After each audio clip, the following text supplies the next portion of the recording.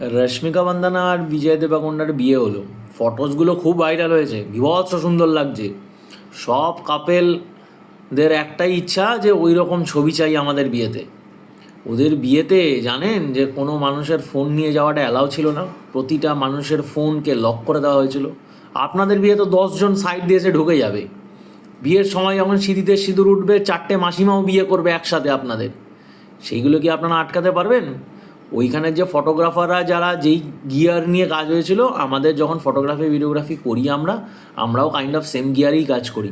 কিন্তু একটা ফটোস বা ভিডিওস কখনো শুধুমাত্র ফটোগ্রাফার ভিডিওগ্রাফারের ওপরে বা তাদের কিটের ওপরেই ডিপেন্ড করে না। তাদের পারিপার্শ্বিক অ্যাটমসফিয়ার, ওরা বিয়ে করেছে গোল্ডেন আওয়ার টাইমে। আপনারা বিয়ে করেন দেখি গোল্ডেন আওয়ার টাইমে?